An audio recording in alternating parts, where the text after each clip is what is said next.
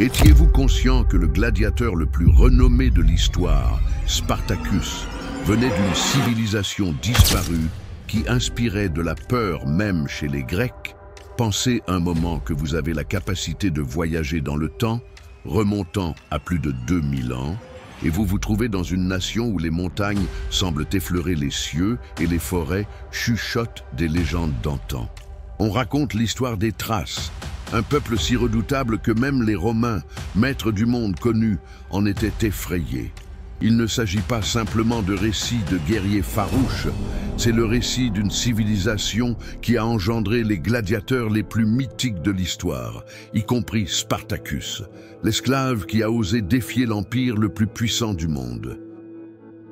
De la mer Noire aux eaux transparentes, à la mer Égée, aux rives dorées, s'étendait une terre qui semblait avoir été façonnée par les divinités elles-mêmes pour la formation de guerriers. La Thrace, une région étendue qui comprenait ce que nous appelons actuellement la Bulgarie, le nord de la Grèce et la portion européenne de la Turquie, se caractérisait par des contrastes saisissants, des montagnes vertigineuses qui touchaient presque les cieux, des vallées riches en terre où s'écoulaient des rivières cristallines et des forêts si touffues qu'il était difficile pour le soleil de percer leur feuillage millénaire. Sur ce sol empreint de mystère, aux alentours de 1500 AVMJC, naquit l'un des groupes les plus captivants et craints de l'époque antique, les Thraces. Contrairement aux Égyptiens ou aux Perses, qui étaient une nation unifiée, ils formaient une alliance de tribus autonomes, partageant le même sang, la langue et les coutumes, tout en préservant leur indépendance tribale indomptable. Cette impression de désunion était simultanément leur principal point faible et leur atout le plus destructeur, car lorsqu'ils étaient contraints à l'unité, ils se transformaient en une force invincible qui faisait vaciller les empires les plus puissants.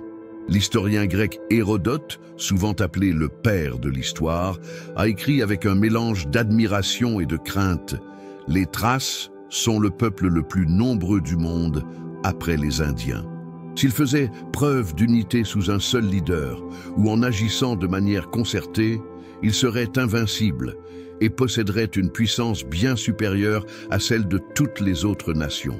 Ces paroles, rédigées il y a plus de 2 millénaires, témoignent du respect qu'éprouvaient même les Grecs orgueilleux pour ces combattants du Nord. Cependant, la Thrace n'était pas uniquement une région peuplée de combattants, c'était un empire d'énigmes profondes, où le réel se confondait avec le mythe. Selon les mythes, Orphée, le musicien dont la lyre avait le pouvoir d'apaiser les animaux les plus sauvages et de faire pleurer les pierres, est né ici. On disait également ici que Dionysos, le divin du vin et de la fête, avait instauré ces rites les plus sacrés. Les Thraces n'étaient pas simplement des barbares sanguinaires, comme le prétendaient souvent leurs adversaires. Ils constituaient une société complexe, dotée d'une tradition culturelle riche qui allait exercer une influence majeure sur la civilisation occidentale.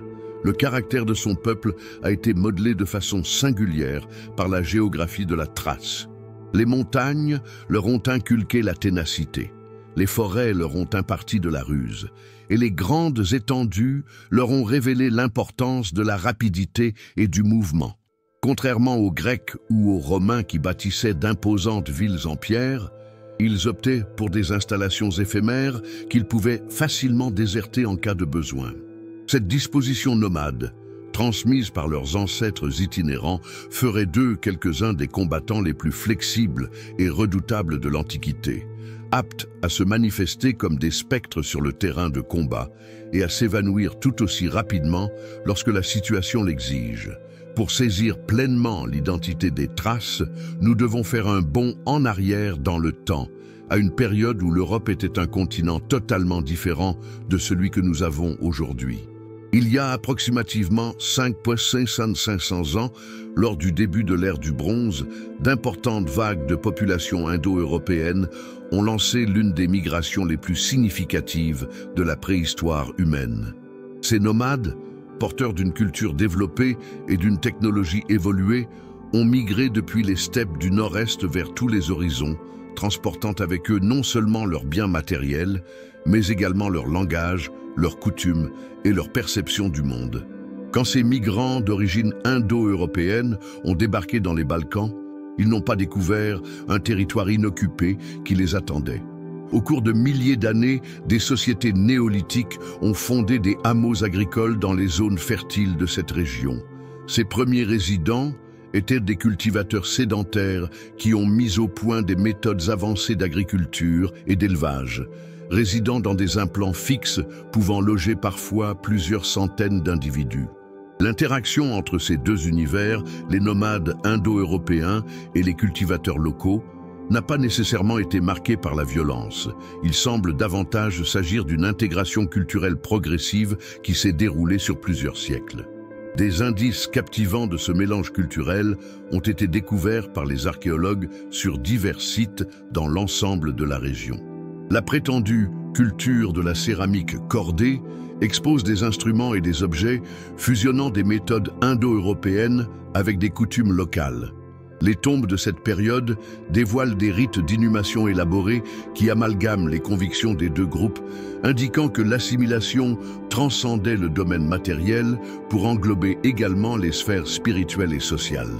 Ces résultats nous dépeignent une image d'une société en développement, où diverses traditions se fusionnaient pour donner naissance à quelque chose de totalement inédit.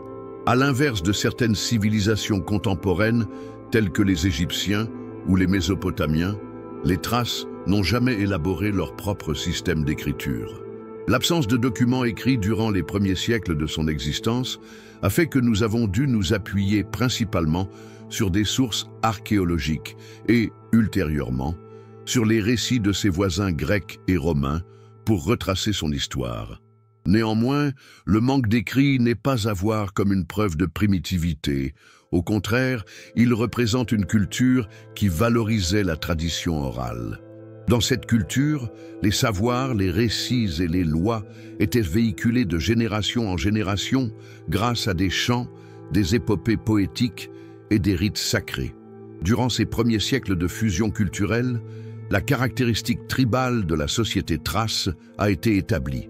À l'inverse des monarchies centralisées qui voyaient le jour ailleurs dans le monde, les Thraces ont mis en place un système politique fondé sur l'autonomie tribale, dans lequel chaque groupe préservait sa souveraineté tout en partageant une identité culturelle commune. Cette organisation décentralisée leur offrirait une adaptabilité exceptionnelle face aux dangers extérieurs, tout en les exposant potentiellement à des manipulations par des adversaires capables de tirer parti de leurs dissensions internes. C'était un système qui représentait parfaitement son ascendance nomade, autonome, flexible, mais également fondamentalement instable. Quand le soleil disparaissait derrière les montagnes Thraces et que les premières étoiles scintillaient dans la nuit, les chamans et les prêtres des tribus allumaient des feux sacrés de réjouissance, entamant ainsi les rites qui établissaient un lien entre l'univers mortel et le domaine divin. Pour les Thraces, la religion ne se limitait pas à un système de croyances abstraites. Elle constituait une force dynamique et tangible qui influençait chaque facette de leur vie quotidienne, des stratégies militaires aux saisons agricoles, des unions matrimoniales aux funérailles. Arès, le dieu de la guerre, trônait au cœur de son panthéon divin, sa présence marquant chaque combat et chaque geste de courage. Les Thraces étaient convaincus qu'ils étaient les enfants chéris d'Arès. Certains spécialistes avancent même l'hypothèse que le nom Thrace pourrait provenir de Thrax, qui, selon certaines mythologies, était le fils du dieu de la guerre. Ce lien sacré n'était pas qu'une simple symbolique. Avant chaque affrontement, les soldats Thraces réalisaient des rites complexes, proposant des offrandes de sang afin d'obtenir la bénédiction de leur divinité protectrice.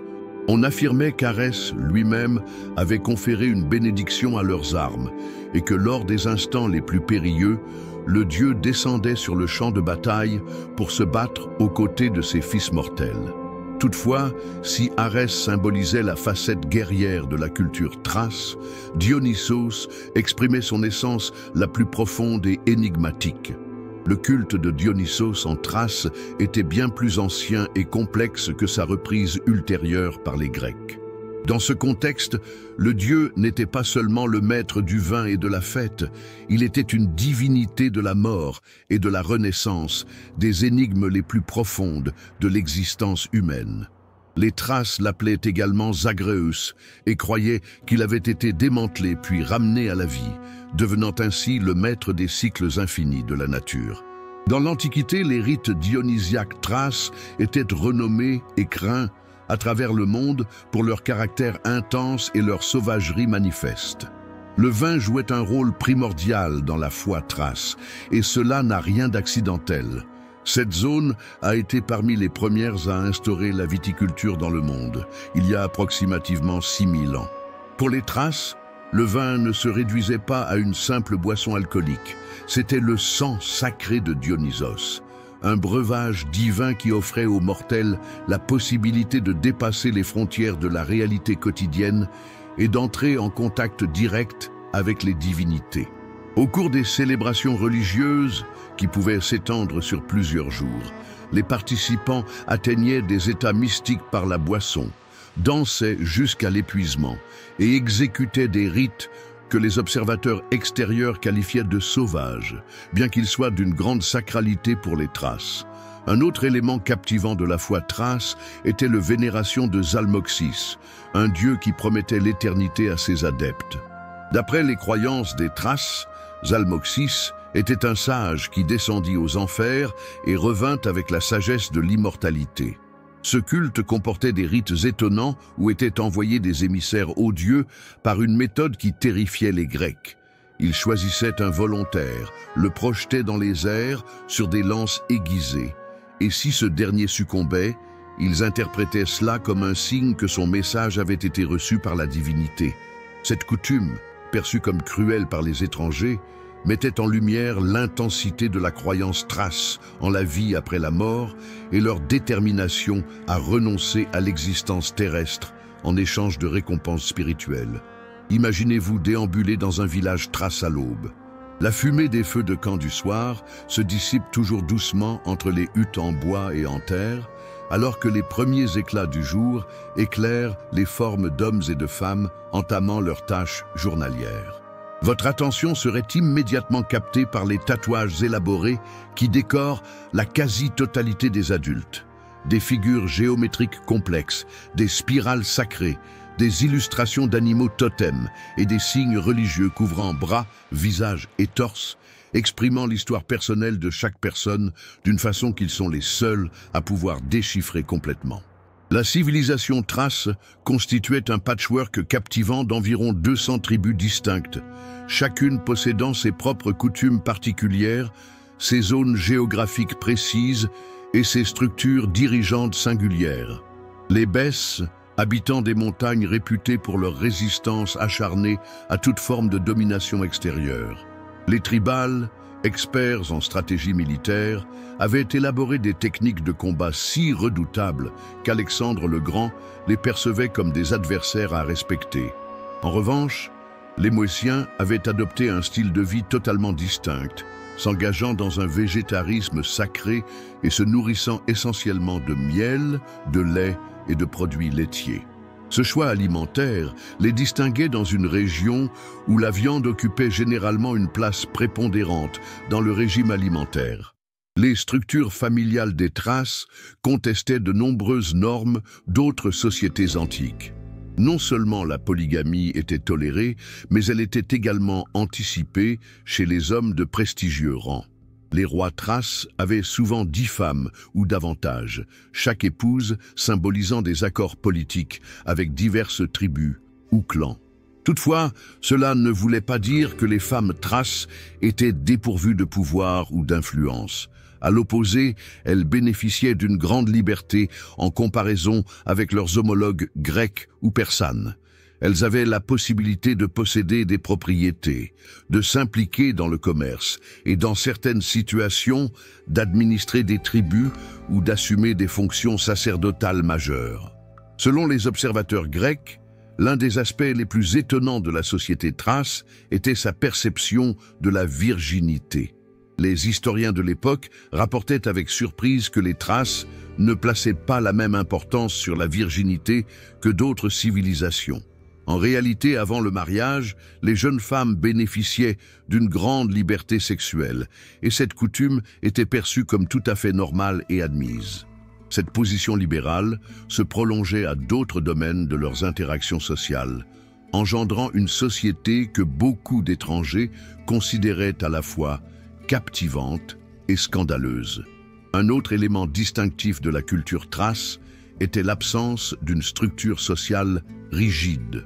À l'opposé des sociétés fortement hiérarchisées d'Égypte ou de Perse, les Thraces possédaient des structures sociales relativement souples où la mobilité sociale était envisageable par le biais des accomplissements militaires, de la sagesse spirituelle ou de la réussite dans le commerce.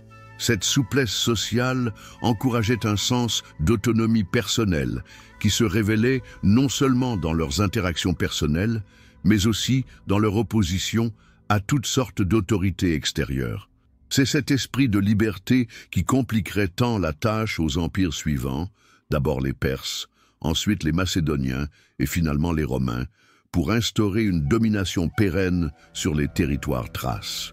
Quand la lune pleine se levait sur les collines de Thrace, éclairant le paysage d'une lumière argentée et créant un jeu d'ombre, une magie semblait imprégner les villages, contrastant vigoureusement avec l'image de sauvages barbares que leurs adversaires souhaitaient véhiculer.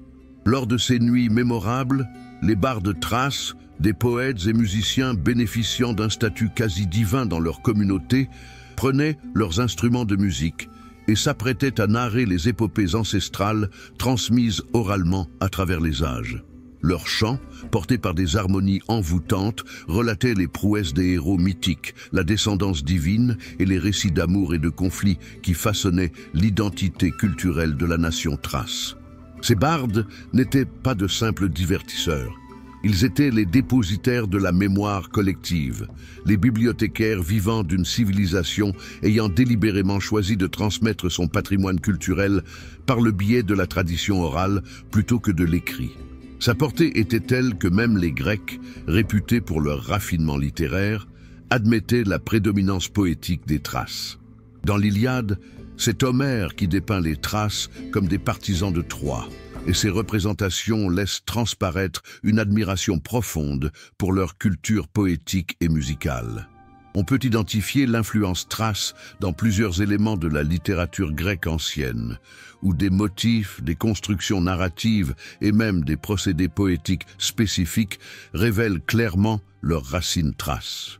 L'habileté artisanale de la Thrace a atteint des degrés de sophistication qui étaient comparables aux plus grandes productions du monde méditerranéen. En particulier, les orfèvres de la Thrace ont élaboré des méthodes de travail de l'or qui étaient jugées les plus sophistiquées de leur période. Les sépultures royales trouvées sur des lieux tels que Kazanlak et Alexandrovo ont dévoilé des merveilles d'une splendeur inégalée. Des parures minutieusement travaillées, des masques funéraires en or véritable et des artefacts rituels décorés de représentations mythologiques d'une finesse artistique impressionnante. Ces objets témoignent non seulement du haut niveau technique atteint par les artisans thraces, mais aussi de leur connaissance avancée de la proportion, du symbolisme et de l'esthétique. La céramique thrace a élaboré des styles singuliers intégrant des influences provenant de diverses traditions culturelles. Leurs artisans de la poterie produisaient des récipients à la fois pratiques et cérémoniels, dont nombre étaient expressément conçus pour les rites du vin, qui occupaient une place centrale dans leur foi. Ces objets, décorés d'agencements géométriques compliqués et de représentations narratives, avaient une double fonction pratique et spirituelle. Nombre d'entre eux ont été découverts sur des lieux archéologiques allant de la mer Noire à la Méditerranée orientale, témoignant ainsi de l'intense échange culturel que les Thraces entretenaient avec d'autres peuples. Le vin, ce produit sacré que les Thraces percevaient comme un cadeau direct de Dionysos, s'était établi non seulement comme le pivot de leur spiritualité, mais également comme l'un de leurs biens d'exportation les plus précieux. Dans l'Antiquité, les cépages cultivés dans les vignobles de Thrace étaient très prisés, et le vin issu de cette région était exporté des colonies grecques de la mer Noire jusqu'au marché d'Asie mineure. En plus du vin, ils exportaient des céréales de premier choix, du miel, réputé comme le meilleur au monde connu, du bois précieux provenant de leurs forêts séculaires et des métaux tirés de leurs mines foisonnantes. Non seulement ce commerce a apporté une prospérité économique aux tribus thraces, mais il a aussi instauré des réseaux d'échanges culturels qui ont eu un impact significatif sur l'évolution de l'ensemble de la région méditerranéenne orientale. Cela a permis à la Thrace de devenir un carrefour culturel entre l'Europe et l'Asie, reliant le monde barbare à la civilisation classique.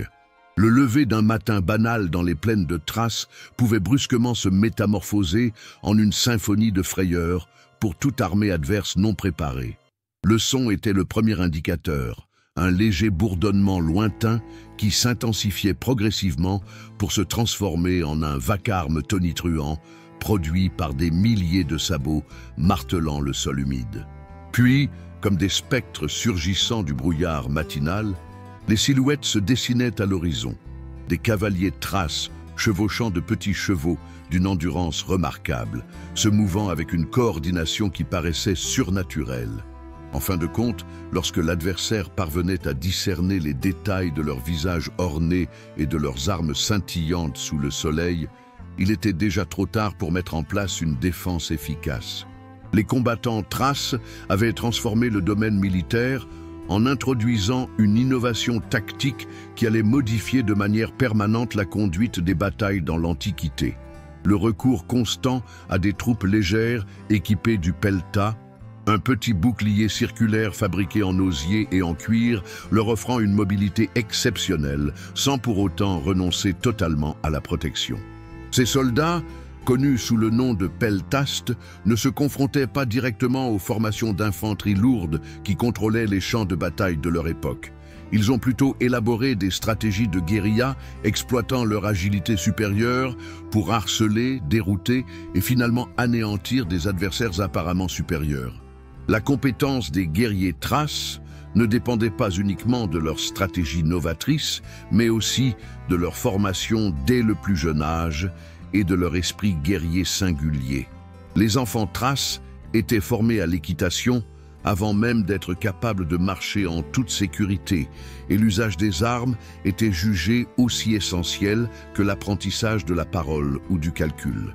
Leur culture valorisait la mort au combat comme la voie la plus rapide vers l'immortalité, ce qui donnait naissance à des guerriers d'une férocité exceptionnelle, préférant périr en combattant plutôt que de se rendre ou de battre en retraite. Cette attitude, associée à leur avantage tactique, les a rendus si renommés qu'ils ont rapidement été sollicités en tant que mercenaires par toutes les forces méditerranéennes. L'histoire des mercenaires thraces est devenue l'un des éléments les plus captivants et pathétiques de leur passé. D'une part, leur renommée en tant que combattants d'élite leur offrait un flux de revenus stable et leur donnait la possibilité d'intervenir dans des conflits se produisant à des milliers de kilomètres de leur territoire d'origine. Les Grecs et les Perses rivalisaient pour l'enrôlement de troupes thraces dans leurs forces, proposant des salaires attrayants et des récompenses de guerre qui procuraient une grande richesse aux tribus. Par ailleurs, cette coutume signifiait aussi que les plus braves combattants thraces tombaient fréquemment sur des territoires étrangers, participant à des conflits qui ne les concernaient pas, ce qui réduisait graduellement la force militaire de leur communauté d'origine. La situation des mercenaires thraces continuait de se détériorer, si l'on tenait compte du fait que nombreux d'entre eux, pris au piège lors de défaites militaires, étaient vendus en esclavage précisément parce qu'ils étaient reconnus pour leurs compétences remarquables en combat. Les chefs adverses étaient conscients qu'un combattant thrace asservi pouvait être reformaté en gladiateur et engendrer d'importants profits dans les amphithéâtres romains. Par conséquent, l'habileté martiale qui avait fait la renommée des Thraces à travers le monde s'est transformée en la raison de leur asservissement. Il y avait une ironie cruelle dans le destin que les guerriers les plus libres et autonomes de l'Antiquité se retrouvaient à être le divertissement des foules romaines, luttant jusqu'à la mort dans des arènes de sable teintées de sang éloignés des montagnes et forêts qui avaient été leur berceau. En 513 avant notre ère, les montagnes de Thrace ont été le cadre d'un des affrontements les plus marquants de l'histoire ancienne. En effet, le redoutable roi perse Darius Ier, qui régnait sur l'empire le plus étendu que le monde ait jamais vu jusqu'alors, a traversé le Bosphore avec une troupe dépassant les 700 000 soldats. Son objectif était de maîtriser définitivement les tribus thraces et d'élargir les limites perses jusque dans le centre de l'Europe. Ce que Darius envisageait de mener une campagne rapide contre des barbares sans organisation s'est transformé en l'une des aventures les plus vexantes et onéreuses de sa carrière militaire, confronté à un adversaire qui semblait émerger de l'oubli pour frapper et s'évanouir avant que les forces perses n'aient la possibilité de répondre avec efficacité. La campagne de Darius en Thrace a mis en lumière les points forts et les points faibles intrinsèques du caractère thrace.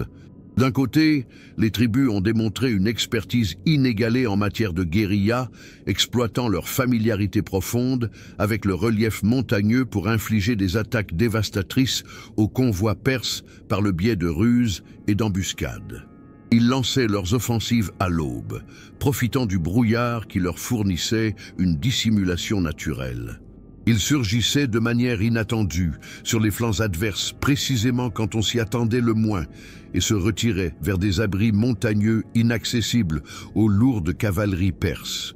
Toutefois, son incapacité persistante à maintenir une résistance unie a permis à Darius de tirer parti des rivalités tribales, en corrompant certains chefs et en fomentant l'opposition entre les tribus. En fin de compte, grâce à un mélange de puissance militaire, de tact diplomatique et d'importants pots de vin, Darius réussit à instaurer la satrapie de Scudra, transformant ainsi la Thrace en une province de l'Empire perse.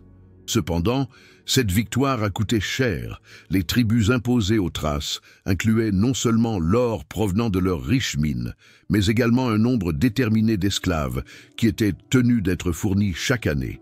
Cette utilisation constante de l'esclavage entraînait chaque année le déracinement de milliers de jeunes Thraces de leurs familles pour être employés dans des contrées éloignées.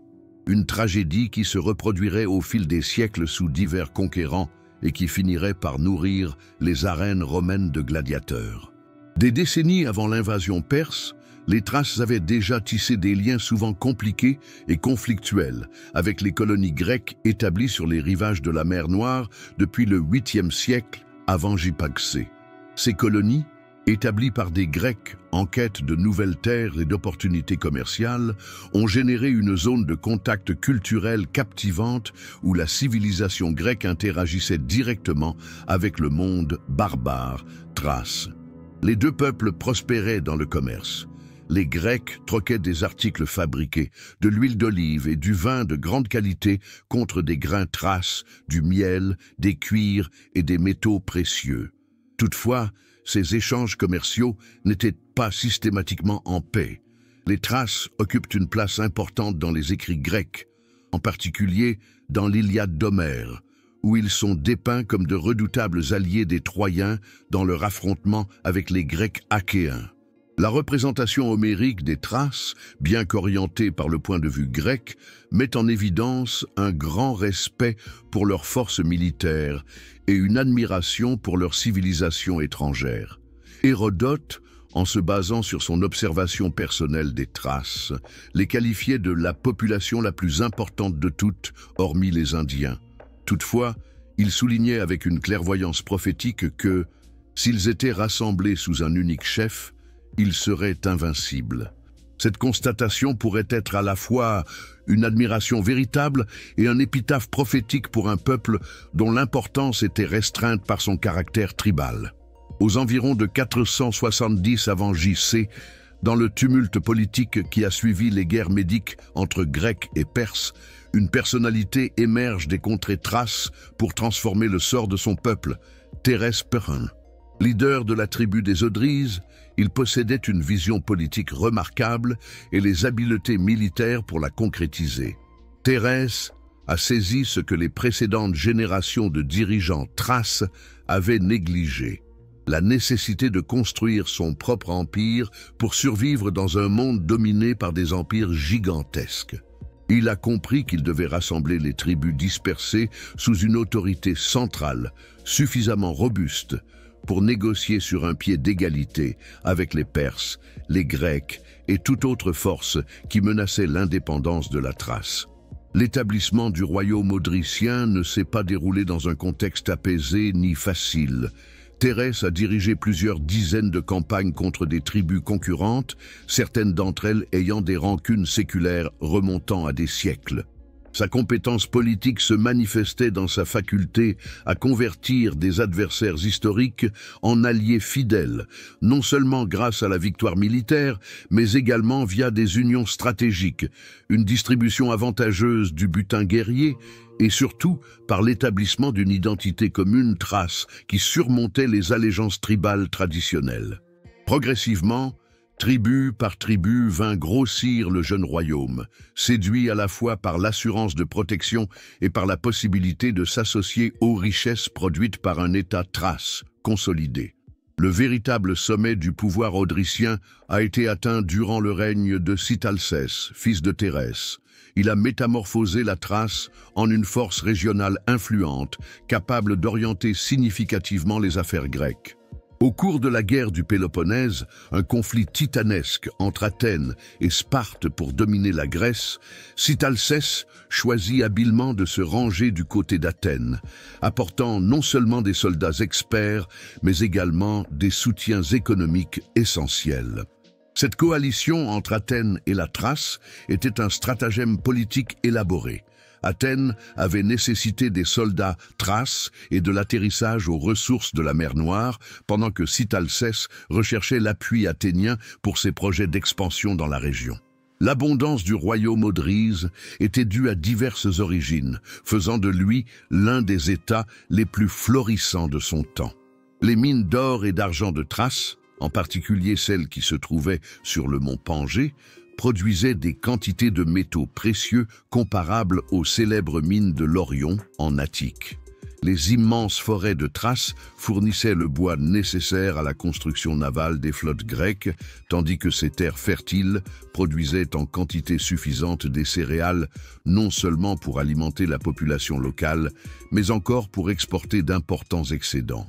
Cette prospérité économique a donné au roi Idrisside la possibilité de conserver des troupes professionnelles, d'ériger des fortifications remarquables et de soutenir des projets publics qui rivalisaient avec ceux des cités grecques les plus opulentes. Toutefois, l'ampleur du royaume odryse renfermait les éléments qui allaient de conduire à sa propre ruine. Le cadre politique qui a rendu possible l'unification initiale reposait trop sur le charisme personnel de certains dirigeants et a échoué à établir des institutions assez robustes pour résister aux disputes de succession. Quand les descendants de Sitalcès ont commencé à se battre pour la couronne, les vieilles antagonismes tribales ont refait surface avec intensité, divisant le royaume en plusieurs groupes qui se sont incessamment affaiblis par des conflits civils permanents. Cette division a non seulement anéanti l'aspiration à un État thrace uni, mais a aussi exposé les tribus séparées au danger imminent d'une menace majeure venant de l'Ouest. Le royaume macédonien émergeant sous Philippe II, le géniteur d'Alexandre le Grand. L'année 340 avant notre ère a été un moment crucial dans l'histoire de la Thrace, lorsque Philippe II de Macédoine, le père d'Alexandre le Grand, a déclenché une campagne militaire dévastatrice. En l'espace de quelques mois, cela a métamorphosé les tribus guerrières thraces indépendantes en vassaux d'un royaume qui, quelques décennies auparavant, était perçu comme une entité mineure à la périphérie du monde grec. Philippe avait appris beaucoup des précédentes expéditions perses en Thrace. Il se rendait compte que tenter de contrôler directement les tribus thraces serait une tâche onéreuse et sans doute impraticable.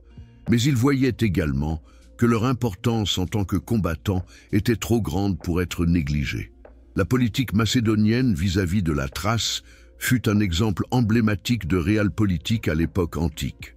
Plutôt que de tenter de démanteler les structures tribales en place, Philippe les a intégrées, maintenant ainsi les dirigeants tribaux locaux au pouvoir, tout en leur imposant des tribus, des otages de rang supérieur et, plus essentiel encore, des contingents militaires pour ses propres campagnes. Cette stratégie de vassalisation maîtrisée a permis aux Macédoniens de profiter des atouts de l'intégration de la Thrace, des troupes remarquables, des ressources naturelles généreuses et un contrôle stratégique du territoire, sans avoir à supporter les dépenses exorbitantes d'une présence militaire directe. C'était une perte douloureuse d'indépendance pour les tribus thraces, mais cela leur a également offert des possibilités inédites de s'engager dans des campagnes militaires à l'échelle mondiale.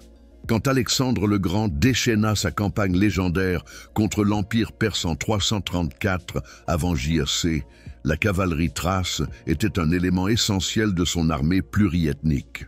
Ces cavaliers thraces, montant des chevaux agiles et solides, sont équipés de javelots distinctifs qui ont procuré à Alexandre un atout stratégique essentiel lors de combats clés comme celui de Gaugamel. Leur capacité à se déplacer rapidement et à réaliser des mouvements sophistiqués a permis de triompher contre les forces perses qui étaient supérieures en nombre. L'implication des Thraces dans les campagnes d'Alexandre allait au-delà de leur simple rôle de troupes auxiliaires. Ils étaient de véritables alliés dans une entreprise qui a changé le visage du monde connu. Le décès prématuré d'Alexandre à Babylone en 323 avec ce JC a entraîné un désordre au sein de son immense empire, déclenchant les guerres des Diadoques, alors que ses généraux luttaient intensément pour se diviser l'héritage du conquérant macédonien. Cette période de désordre politique a constitué pour les Thraces une opportunité en or pour regagner une grande part de leur autonomie qu'ils avaient perdue. Alors que les héritiers d'Alexandre se disputaient la domination de l'Égypte, de la Syrie et de l'Asie mineure, les tribus thraces ont peu à peu réaffirmé leur autonomie, rediscutant les conditions de leur lien avec la Macédoine à partir d'une position renforcée. Toutefois, l'association profonde et de longue durée avec le monde hellénistique a irrémédiablement transformé la société thrace. Les combattants thraces qui revinrent des expéditions d'Alexandre rapportèrent non seulement une richesse inégalée, mais aussi des concepts novateurs en matière de structuration militaire, de gestion politique et de civilisation urbaine. Quelques chefs tribaux ont initié la construction de cités à l'hellénienne, ont intégré des méthodes administratives grecques et ont tissé des liens diplomatiques complexes avec les monarchies hellénistiques récemment formées à partir des décombres de l'empire d'Alexandre. Cette hellénisation partielle a engendré une nouvelle élite dirigeante thrace, à la fois cosmopolite et exposée aux influences extérieures, qui a pavé la voie pour les défis plus importants qu'elle serait amenée à rencontrer lorsqu'une nouvelle force commencerait à étendre son pouvoir vers l'Est depuis l'Italie, la République romaine. Chapitre 10. Les ombres romaines, domination et esclavage. Au crépuscule du IIe siècle, avant J.C., alors que les derniers voiles de brume se dissipaient dans les vallées thraces, où l'écho des chants guerriers des tribus libres résonnait depuis des milliers d'années, une nouvelle obscurité commença à s'avancer vers l'ouest, celle de l'Aigle romain. Initialement une petite ville-État italienne, Rome était devenue une entité de conquête insatiable, avalant progressivement les Carthaginois, les Gaulois, les Hispaniens et les Grecs. Ces légions avançaient désormais vers l'Est, avec la rigueur implacable ayant marqué toutes ses précédentes campagnes, et la Thrace, divisée par des siècles de luttes internes et affaiblie par des décennies de contrôle macédonien sporadique, se trouvait sur leur trajectoire. La confrontation de Pydna en 168 avant JC ne s'est pas déroulée en Thrace, néanmoins, elle aurait un impact qui se ferait sentir dans les montagnes et les vallées de la région tout au long des siècles futurs. Quand les légions romaines vainquirent définitivement Persée, le dernier roi de Macédoine, elles ne se contentèrent pas de détruire le royaume qui avait régné sur la Grèce pendant plus de 100 ans, mais supprimèrent aussi l'ultime entrave majeure à l'expansion romaine vers le nord-est. Les tribus thraces, ayant conservé une indépendance fragile sous la domination macédonienne, se sont soudainement confrontées à un adversaire totalement distinct. Un empire qui ne recherchait pas le tribut cérémoniel ni le vassalage symbolique, mais plutôt la maîtrise totale du territoire et l'exploitation organisée des ressources humaines et matérielles. Les Romains ont adopté une stratégie vis-à-vis de la Thrace, qui avait démontré son efficacité lors de toutes leurs conquêtes antérieures, diviser pour régner. Ils ont astucieusement manipulé les antagonismes tribaux qui touchaient les Thraces depuis des époques anciennes, proposant des termes avantageux aux tribus qui se soumettaient de leur plein gré tout en réprimant sans pitié celles qui avaient le courage de résister. Cette politique a instauré un schéma de soumission graduelle qui s'est prolongé sur plusieurs décennies. Certaines tribus ont adopté le statut de clients romains, tandis que d'autres persistaient dans une résistance acharnée qui ne faisait qu'entraîner des représailles toujours plus dures. La romanisation de la Thrace ne se limitait pas à une simple conquête militaire, c'était en réalité une réorganisation systématique de l'ensemble de la société. Les Romains ont érigé des voies qui favorisaient le déplacement de leurs troupes, tout en transformant radicalement les schémas commerciaux conventionnels. Des colonies ont été créées où les anciens soldats romains se voyaient attribuer des terrains pris aux tribus révoltées. Il est primordial de noter qu'ils ont instauré un système d'enrôlement militaire qui siphonnait sans cesse les jeunes les plus robustes des communautés thraces, les affectant à des légions engagées dans des batailles aux confins éloignés, où nombre d'entre eux ne reviendraient jamais. L'intégration officielle de la Thrace en tant que province romaine en 46 après J.C., sous le règne de l'empereur Claude, a signifié la conclusion irrévocable de plus d'un millénaire d'autonomie thrace. Cependant, à ce point-là, le mal était déjà commis. Des décennies de coopération avec Rome ont déraciné les structures sociales traditionnelles, engendré une classe dirigeante collaborationniste qui était tributaire des faveurs romaines et mis en place des réseaux commerciaux qui extrayaient constamment la richesse thrace vers l'Italie. De manière tragique, ils avaient institutionnalisé l'usage de l'esclavage à grande échelle comme châtiment pour la résistance, générant un flot continu de captifs thraces qui approvisionnaient les marchés d'esclaves romains et, en fin de compte, les écoles de gladiateurs où des individus tels que Spartacus seraient formés pour périr au service du divertissement romain.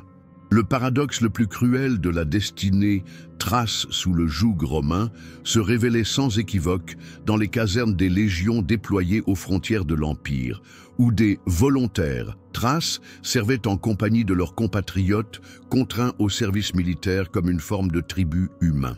Ces individus, unis par la langue, les coutumes et les mémoires ancestrales de liberté, étaient séparés par une barrière invisible mais indiscutable. Certains arboraient avec fierté les emblèmes des auxiliaires romains, pendant que d'autres enduraient les entraves concrètes et symboliques de la conscription obligatoire. Cette division interne était le reflet de la stratégie romaine plus globale, visant à fragmenter l'identité thrace, en transformant les anciens combattants en outils de leur propre asservissement. Les Thraces, qui étaient auxiliaires dans les légions romaines, tenaient une place ambiguë qui reflétait parfaitement les complexités de l'impérialisme romain. D'un côté, leur notoriété en tant que combattants d'exception leur assurait l'estime dans la hiérarchie militaire romaine et leur ouvrait des perspectives d'avancement social inimaginables dans le cadre du système tribal traditionnel. Nombreux ont réussi à acquérir la citoyenneté romaine à l'issue de leur service, ont établi des foyers dans des régions éloignées et se sont intégrés efficacement à la société impériale. Par ailleurs, leur engagement militaire les tenait constamment éloignés de leur communauté natale, favorisant le déchirement culturel qui minait la cohésion traditionnelle thrace. Toutefois, la condition d'auxiliaire volontaire demeurait instable et pouvait être remise en question au moindre indice de trahison ou simplement à cause de modifications dans la politique impériale.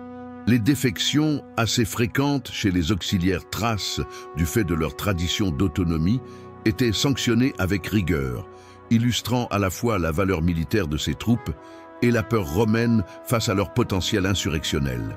Les déserteurs capturés n'encouraient pas uniquement le risque d'une exécution hâtive. Ils étaient souvent relégués au statut d'esclaves et vendus à des maîtres de gladiateurs, une sanction particulièrement sévère qui convertissait leur talent martial en une sentence de mort retardée. Le passage de soldats à esclaves était fréquemment rapide et violent.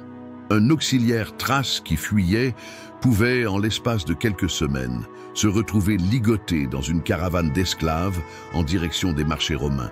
Sa renommée en tant que combattant aguerri faisait de lui un bien précieux pour les lanistes, formateurs de gladiateurs fournissant les arènes impériales. Cette mutation constituait l'une des contradictions les plus douloureuses du régime romain. Les individus qui avaient servi l'Empire avec brio pouvaient se retrouver à lutter jusqu'à la mort pour le plaisir des citoyens romains qui les percevaient comme des animaux exotiques. Le flux incessant de Thrace vers l'esclavage ne se restreignait pas aux fuyards militaires. Malgré la présence des troupes romaines, les révoltes tribales, qui survenaient de façon sporadique, offraient des justifications fréquentes pour des campagnes d'esclavage à grande échelle.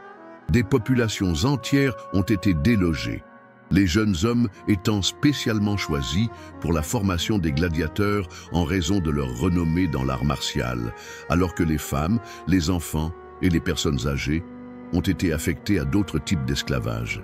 Ce mécanisme engendrait une boucle pernicieuse où la résistance thrace contre le joug romain ne faisait qu'accroître le dispositif de spectacle qui engloutissait des existences dans les amphithéâtres, métamorphosant la valeur thrace en sa propre damnation et pavant la voie pour l'apparition de personnages tels que Spartacus, qui bouleverserait l'arène d'outils d'oppression en scène de révolte.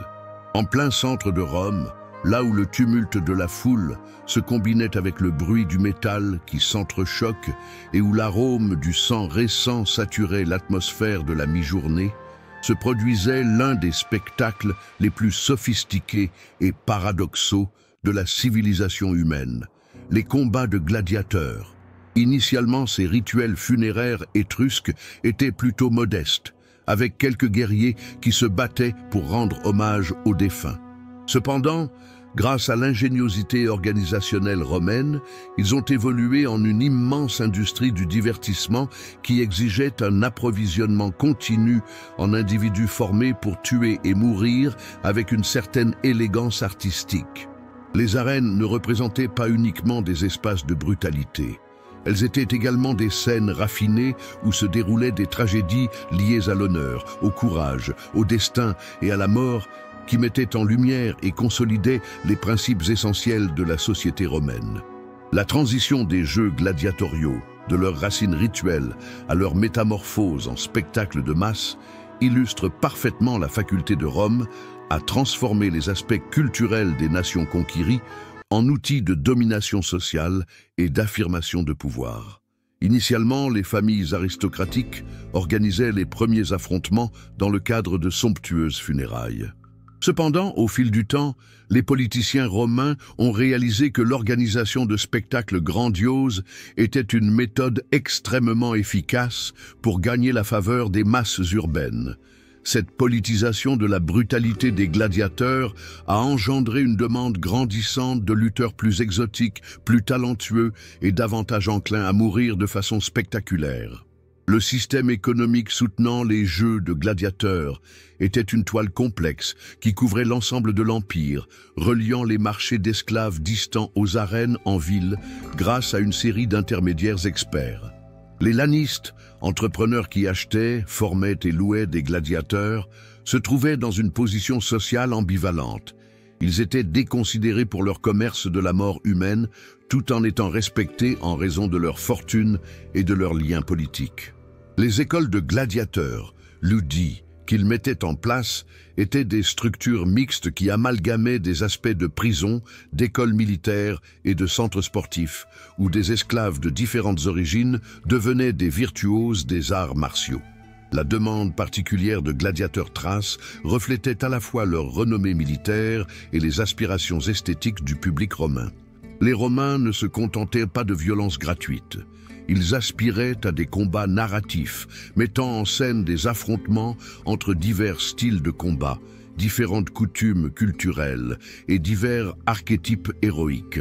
Avec leur technique de combat unique, axée sur la rapidité et l'habileté, les gladiateurs thraces constituaient un contraste frappant avec ceux de style romain ou gaulois, donnant lieu à des représentations visuelles qui faisaient écho aux perceptions romaines des distinctions entre les populations civilisées et barbares. Toutefois, l'amphithéâtre offrait aussi des occasions imprévues pour les esclaves de déjouer les desseins de leurs maîtres. Même si le système était prévu pour convertir les captifs de guerre en spectacle, il leur dispensait aussi un entraînement militaire sophistiqué, les regroupait en équipes soudées et leur offrait la possibilité d'accéder à des armes et à des armures.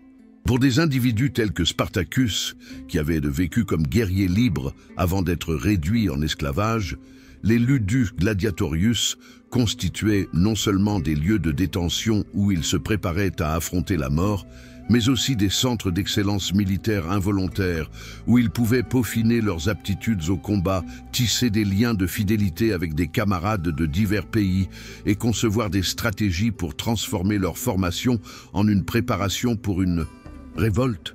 Le sable, initialement conçu comme l'ultime emblème de la suprématie romaine sur les nations soumises, pourrait, entre de bonnes mains, devenir le foyer de la révolte la plus périlleuse que Rome ait jamais rencontrée depuis l'époque d'Hannibal.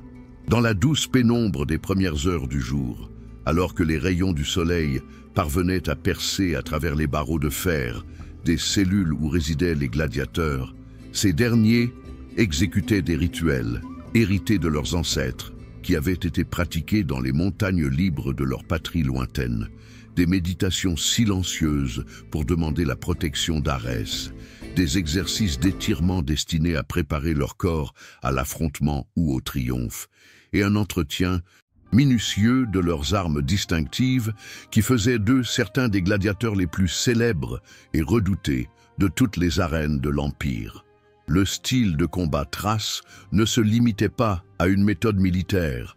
C'était également une philosophie guerrière qui privilégiait l'intelligence à la force physique, la rapidité à l'endurance et la souplesse tactique plutôt que la rigidité dans les manœuvres.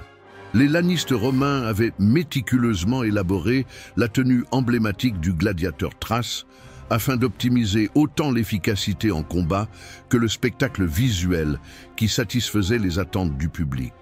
La parmula, ce petit bouclier circulaire caractéristique du style thrace, était une prouesse d'ingénierie fonctionnelle, assez légère pour favoriser des déplacements agiles et des actions d'esquive, mais assez robuste pour dévier les attaques directes lorsqu'elle était maniée correctement. Ce bouclier exigeait une méthode de combat radicalement différente de celle du scutum rectangulaire volumineux des gladiateurs romains, privilégiant le mouvement et l'arrangement tactique au lieu de la défense passive. La sica, l'épée courbée qui faisait partie de l'équipement militaire standard des Thraces, était un instrument qui faisait autant peur à ceux qui la confrontaient qu'à ceux qui l'observaient, en raison de sa capacité à porter des coups dévastateurs sous des angles surprenants. Sa forme courbée permettait des offensives qui pouvaient déjouer les défenses adverses ou repérer les points faibles dans des blindages supposément invincibles. Mais elle exigeait aussi des années de formation spécifique pour être parfaitement maîtrisée. Les gestes spécifiques requis pour manœuvrer habilement une sica étaient si caractéristiques que les spectateurs aguerris pouvaient déceler instantanément l'origine thrace d'un gladiateur en se basant uniquement sur sa position de combat et ses modes de déplacement. La formation d'un gladiateur thrace était une transformation radicale du corps et de l'esprit du combattant. Les entraînements quotidiens incluaient non seulement une activité physique rigoureuse, mais également l'analyse psychologique de possibles adversaires, l'exercice de techniques théâtrales qui accentuaient le drame du combat et l'enseignement des nuances de la bienséance de l'arène qui pouvaient influencer le sort d'un gladiateur battu, demandant grâce à la foule. Les Thraces, forts de leur riche patrimoine de légendes épiques et de traditions orales raffinées, brillaient souvent dans les éléments performatifs du gladiatorisme. chaque combat devenait une représentation théâtrale, où la mort était une éventualité sérieuse, mais où l'honneur se méritait par l'élégance sous une contrainte intense. La notoriété des gladiateurs thraces dépassait largement les limites des arènes dans lesquelles ils se produisaient. Ils se sont imposés comme des icônes culturelles, ayant un impact sur la mode, l'art et la politique romaine. Les femmes de l'aristocratie romaine avaient souvent des liaisons avec des gladiateurs thraces renommés, choquant la société bien pensante tout en conférant une dimension humaine à ces lutteurs aux yeux du public.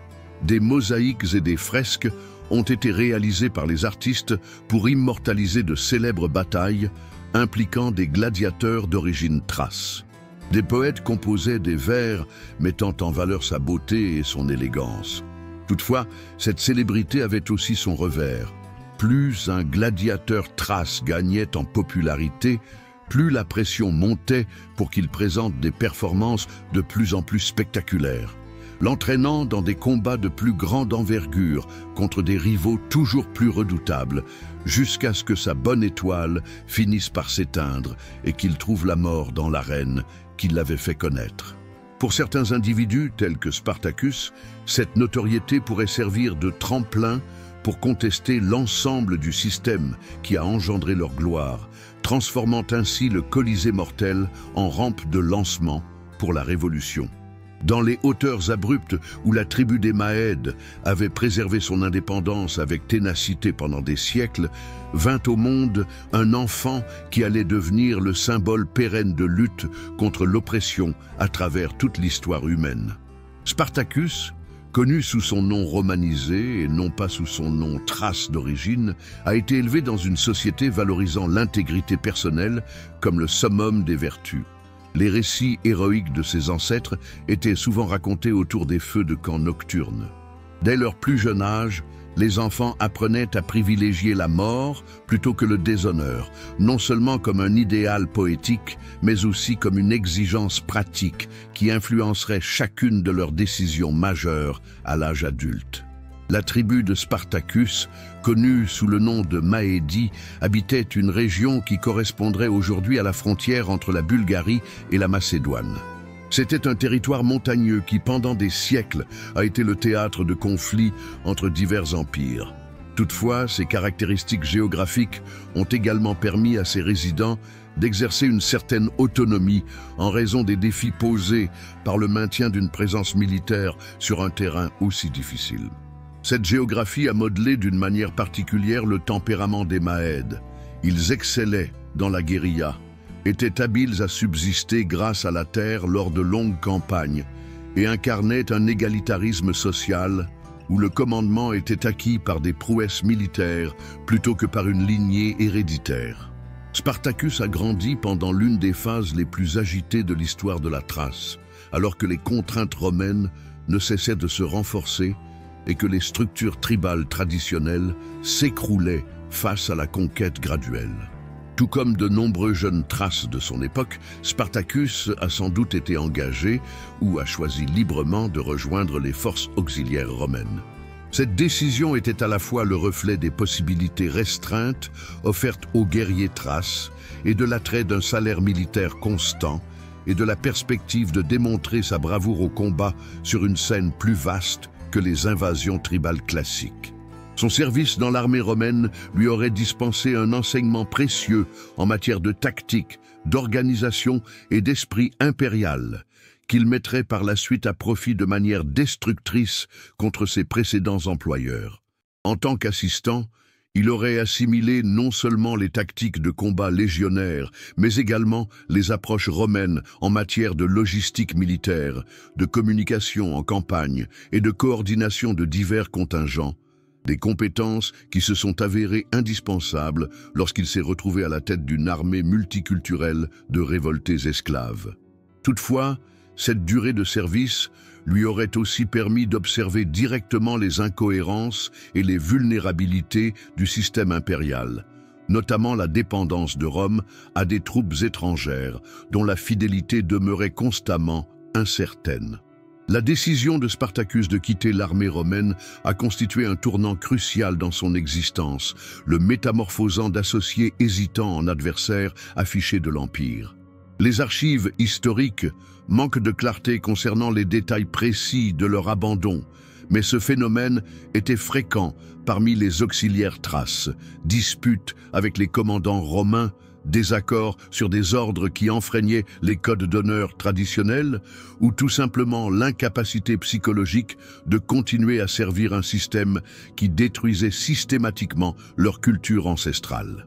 Après avoir déserté, Spartacus a été qualifié de bandit par les Romains, un terme qui traduisait plus la vision impériale que la réalité d'hommes décidant de vivre en liberté dans les montagnes plutôt que de se plier à la domination étrangère.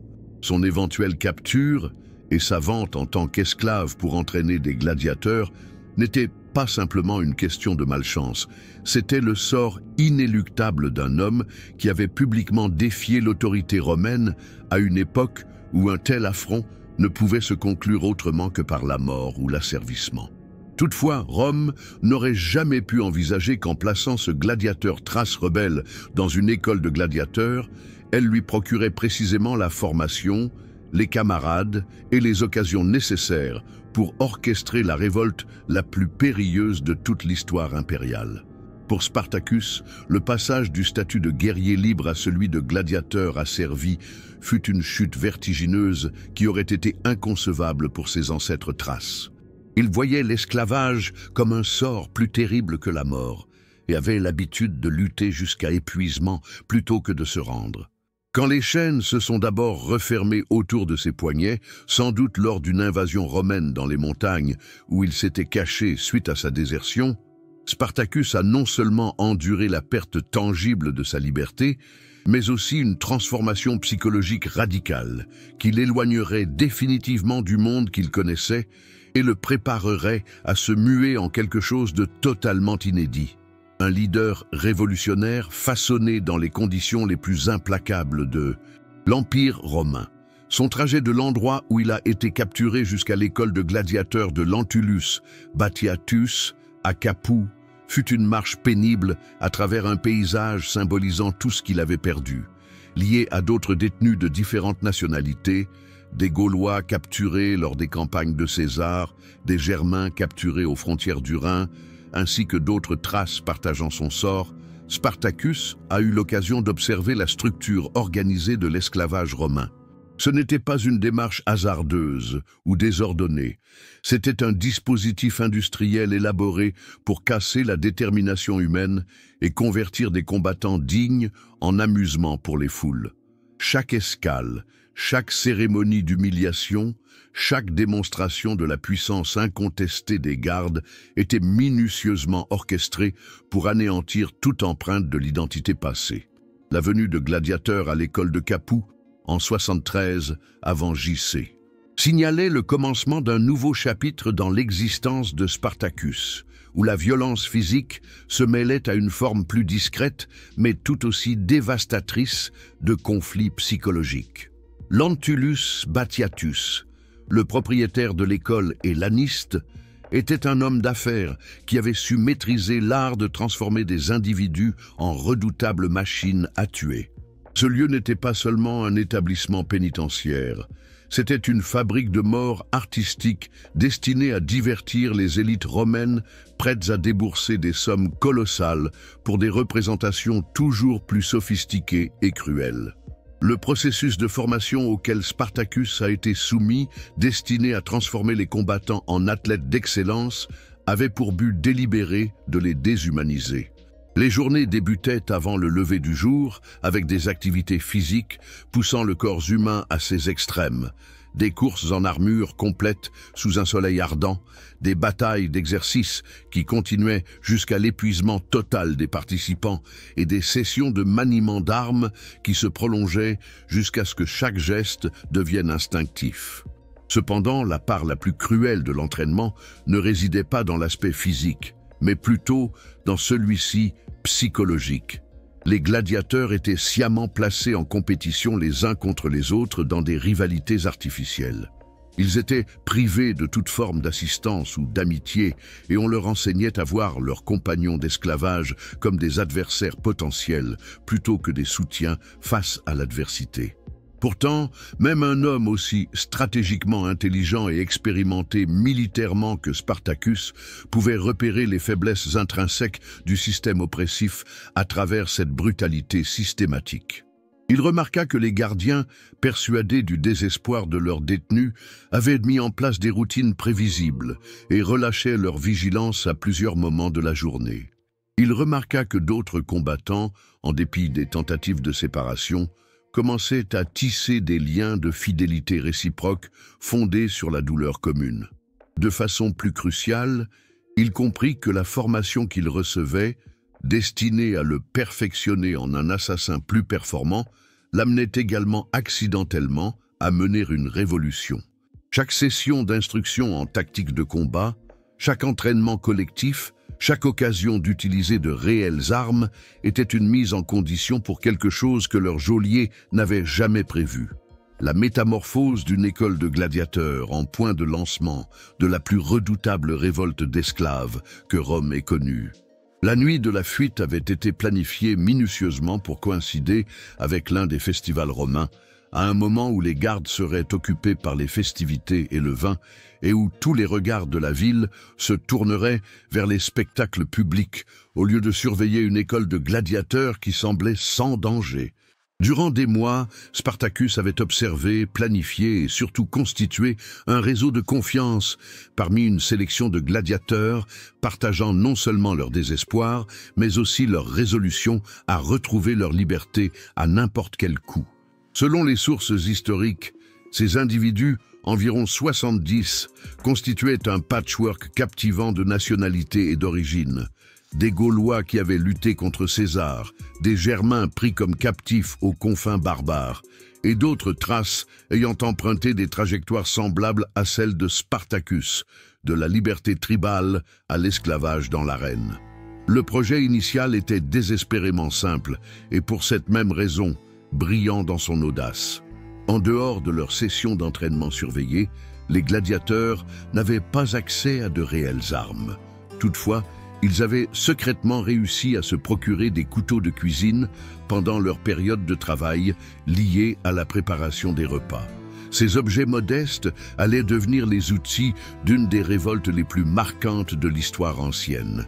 Le signal pour s'évader fut donné quand les gardiens de nuit, assoupis par le vin de la fête, ont suffisamment relâché leur vigilance, permettant aux comploteurs de se mouvoir librement dans les installations qu'ils connaissaient parfaitement après des mois d'enfermement contraint.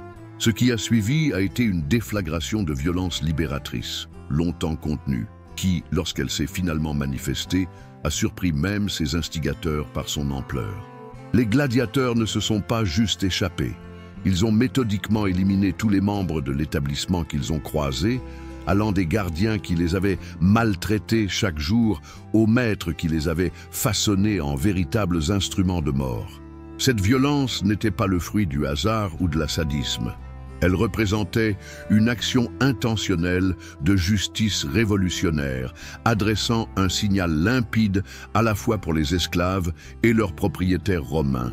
Le régime d'oppression qui paraissait indestructible pouvait être renversé par ceux munis de la volonté et de l'organisation requise pour agir. L'évasion de Capoue n'a pas été un départ désordonné, mais plutôt une opération stratégique qui a mis en lumière les compétences de leadership de Spartacus, le propulsant au rang des dirigeants les plus compétents de son temps. Avant de quitter l'école, les gladiateurs affranchis ont constamment dévalisé les dépôts d'entraînement, s'appropriant non seulement des armes, mais également des armures, des boucliers et d'autres matériels militaires qui feraient de cette troupe d'esclaves désespérés le noyau d'une insurrection. Plus crucial encore, ils ont libéré d'autres esclaves de l'école et des propriétés adjacentes, lançant instantanément le processus de recrutement qui métamorphoserait leur modeste groupe en une force militaire significative. Le fait que Spartacus ait choisi le mont Vésuve comme premier abri témoigne de son génie stratégique et de sa connaissance approfondie de la psychologie romaine, ainsi que de la géographie militaire du secteur. Le volcan proposait une position quasiment indéfendable pour les stratégies militaires traditionnelles. Cependant, il offrait aussi quelque chose d'aussi précieux, une symbolique forte qui ferait écho à travers toute l'Italie. Pour les esclaves persécutés, le mont Vésuve pourrait devenir un emblème d'espoir, un endroit où la liberté était envisageable et où ceux qui avaient le courage de contester leur maître pouvaient chercher asile et objectif. Pour les Romains, l'existence d'esclaves en révolte sur ce lieu symbolique constituait une inversion totale de l'ordre établi, une profanation nécessitant une intervention militaire urgente. Inconsciemment, Spartacus a opté pour une forteresse militaire qui serait non seulement le théâtre d'un conflit transcendant la simple révolte des esclaves, mais aussi l'arène d'une bataille héroïque entre deux conceptions radicalement opposées de l'organisation de la société humaine. Sur les flancs abrupts du mont Vésuve, où la fertilité du sol, volcaniquement riche, était en total contraste avec la stérilité morale de l'univers romain environnant, quelque chose qui n'avait pas vu le jour depuis des centaines d'années commença à émerger. Une armée de libération entièrement constituée de ceux que la société romaine voyait comme des biens humains. Ce qui avait débuté comme une fuite désespérée de 70 gladiateurs s'est, en l'espace de quelques semaines, métamorphosé en un phénomène social défiant toutes les préconceptions romaines concernant la nature de l'esclavage et le potentiel des opprimés à se structurer en une puissante force militaire. L'expansion de l'armée de Spartacus a été fulgurante et naturelle, stimulée par des décennies d'amertume accumulées au sein des populations asservies du sud de l'Italie. Des esclaves domestiques ayant supporté des années de dégradation quotidienne fuyaient discrètement les demeures de leurs maîtres en pleine nuit pour rallier la révolte. Des ouvriers agricoles, précédemment traités comme des animaux de travail, fuyaient les champs où ils avaient transpiré sous le soleil romain pour trouver leur liberté dans les montagnes. Des bergers, des mineurs, des artisans et des gladiateurs issus de diverses académies constituaient un flux humain ininterrompu en direction du camp insurrectionnel, et ce, jusqu'à ce que l'effectif passe de 70 à une multitude de milliers d'individus. Il a finalement atteint le chiffre ahurissant de 90 000 combattants, se hissant ainsi parmi les plus imposantes forces militaires jamais assemblées sur la terre italienne. Cette pluralité exceptionnelle offrait à Spartacus des chances inégalées, tout en posant des défis considérables pour sa direction. La troupe insurgée ne représentait pas uniquement une entité militaire, mais également un échantillon de société multiculturelle qui englobait des individus gaulois, germains, thraces, grecs, numides, hispaniens et une multitude d'autres nationalités arrachées à leur terre d'origine et asservies. Chaque groupe avait ses propres coutumes militaires, ses propres langues, ainsi que ses propres notions d'honneur et de fidélité. Créer une entité unifiée à partir de ce mélange humain nécessitait un sens organisationnel et une sensibilité culturelle rare, qualité que peu de chefs dans l'histoire ont possédée. Spartacus a pourtant prouvé qu'il avait ses compétences en abondance. L'une des réussites les plus remarquables de la révolte fut la conversion de esclaves désespérés en soldats disciplinés. Des camps d'entraînement ont été mis en place par Spartacus et ses officiers, où ils dispensent non seulement les compétences fondamentales de combat, mais également les principes de l'organisation militaire, de la communication en campagne et de la logistique militaire. Des hommes qui n'avaient jamais touché à des armes plus meurtrières que les instruments agricoles ont su organiser des phalanges, réaliser des manœuvres de cavalerie et orchestrer des offensives combinées. Les femmes du camp, qui ont d'abord suivi leurs conjoints et maris dans la révolte, sont devenues des composantes cruciales de l'effort militaire, gérant la fourniture de nourriture, les soins de santé et l'information sur les déplacements adverses. L'armée rebelle a légitimé sa position non seulement grâce à ses triomphes militaires, mais également en établissant une structure sociale alternative. Cette dernière offrait aux esclaves en fuite quelque chose d'inédit sous le règne romain, la reconnaissance de leur dignité humaine et la chance de tracer leur propre chemin. Spartacus a instauré des conseils où des résolutions collectives étaient arrêtées en ce qui concerne la stratégie militaire et les directives du camp. Des cours de justice ont été instaurés pour trancher les différends en conformité avec des critères de justice qui admettaient l'humanité essentielle de chaque participant. Des cérémonies et des rituels ont été instaurés pour célébrer à la fois les coutumes culturelles de divers groupes et leur nouvelle identité commune en tant qu'individus libres. Ces hommes et ces femmes ont pour la première fois découvert ce que cela signifiait de vivre au sein d'une communauté où leurs valeurs étaient évaluées en fonction de leurs apports et de leur personnalité plutôt que sur le marché des esclaves. Ce bouleversement social majeur transformerait l'armée insurgée en un enjeu bien plus redoutable pour Rome qu'une simple troupe militaire. Elle se serait muée en une preuve vivante que les justifications idéologiques de l'esclavage n'étaient que des impostures et que ceux qui étaient considérés comme inférieurs par Rome avaient la capacité d'édifier une société plus équitable et humaine que celle mise en place par leurs anciens dominants. Quand le préteur Claudius Glabrus a atteint le mont Vésuve avec 3000 soldats, persuadé qu'une démonstration de force rapide de la part des Romains suffirait à disperser ce que les sénateurs percevaient comme un groupe désordonné d'esclaves en fuite, c'est là que s'est produite la première rencontre militaire significative entre ces troupes et celle de Spartacus. Glabro avait totalement méconnu tant les capacités militaires de Spartacus que la résolution désespérée d'hommes conscients que leur capture entraînerait une crucifixion sans délai. Ce qui s'ensuivit fut une défaite militaire si écrasante qu'elle eut l'effet d'un séisme politique au sein de tout l'Empire, prouvant que les opprimés pouvaient non seulement résister, mais également infliger une défaite décisive aux légions invincibles qui avaient conquis le monde connu. La confrontation mit rapidement en évidence les atouts tactiques que l'armée rebelle avait sur les forces romaines traditionnelles dans ce genre de conflit.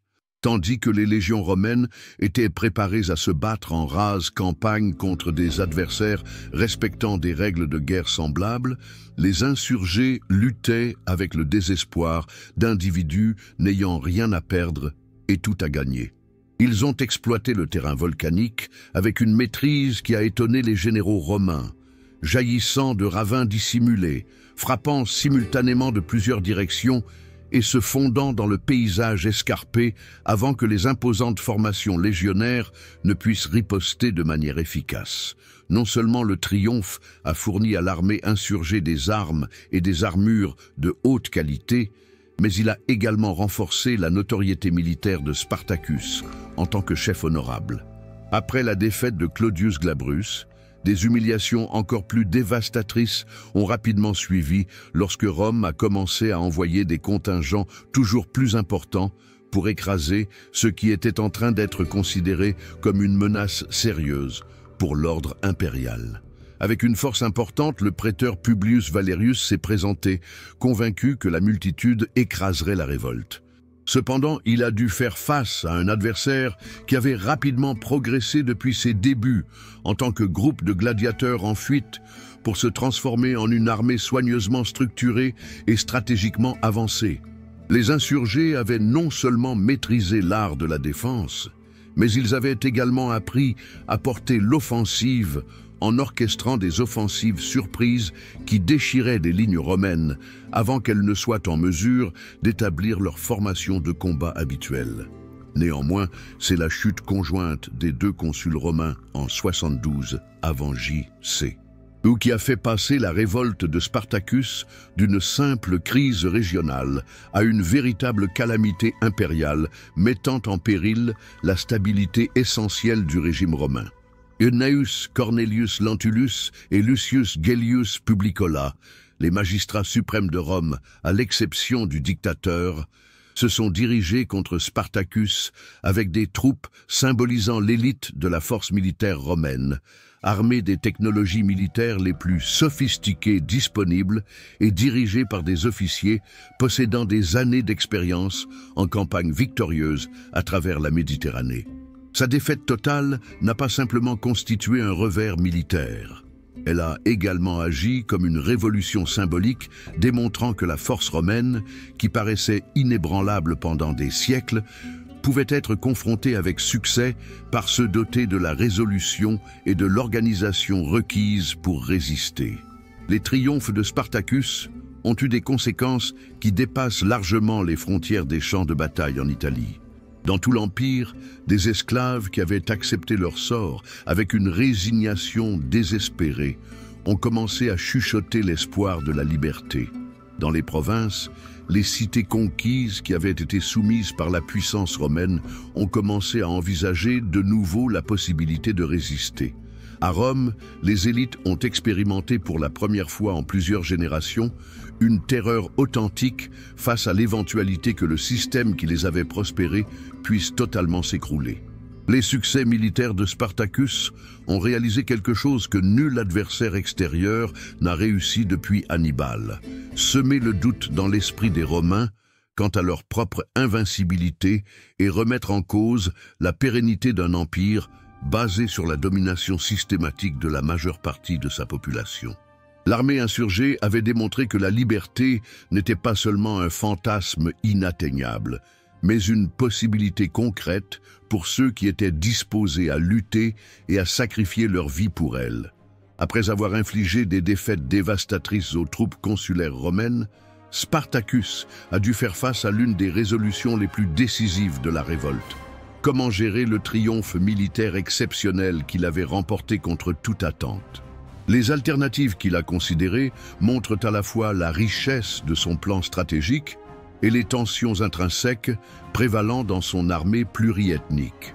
D'un point de vue strictement militaire, l'option la plus sensée aurait été de se diriger vers le nord à travers les Alpes, en direction de la Gaule, permettant ainsi à de nombreux partisans gaulois de regagner leur patrie et offrant un refuge sûr à l'armée rebelle hors du contrôle immédiat des Romains.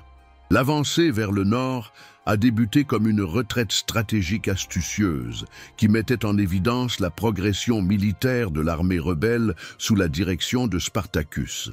Stratégique, les troupes rebelles ont parcouru le territoire italien, délaissant les confrontations ouvertement avec les légions romaines, tout en menant une campagne de pillage méthodique des propriétés agricoles pour subvenir aux besoins et à l'équipement de leur vaste armée. Cette opération ne se limitait pas à un simple déploiement militaire. Elle représentait également un geste de justice économique, redistribuant la richesse tirée des travailleurs asservis vers ceux qui l'avaient conçue initialement. Chaque villa dévastée, chaque grange désemplie, chaque troupeau saisi symbolisait un petit pas vers la réparation pour des années de labeur non rémunérés et d'angoisse systématique.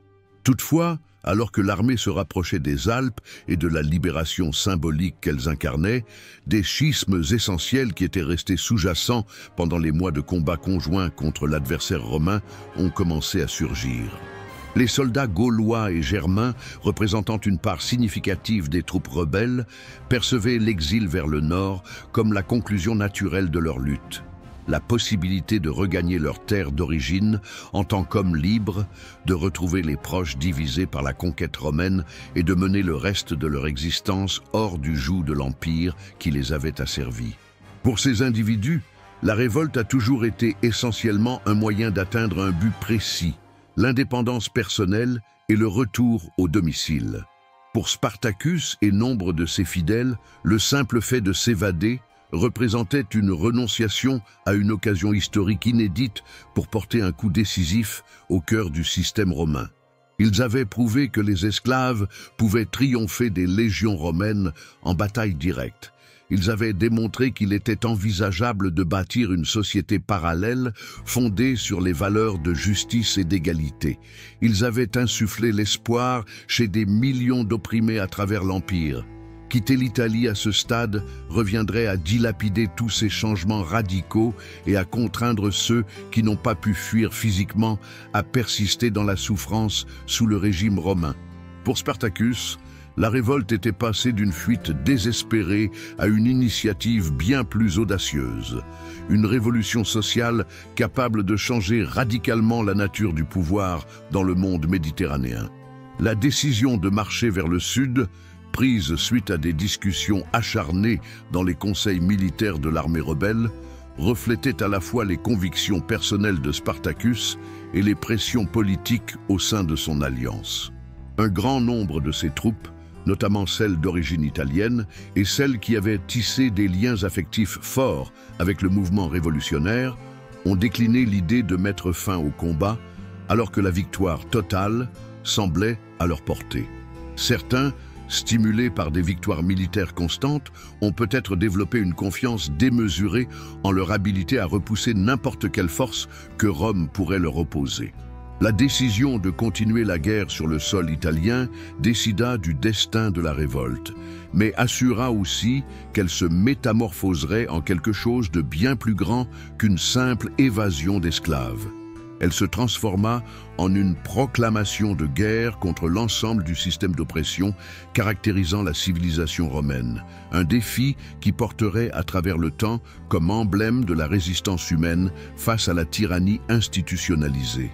Las fracturas que finalmente acabarían con el ejército rebelde de Espartaco existían desde sus inicios en el monte Vesubio, aunque habían permanecido encubiertas bajo la necesidad de unidad para sobrevivir militarmente.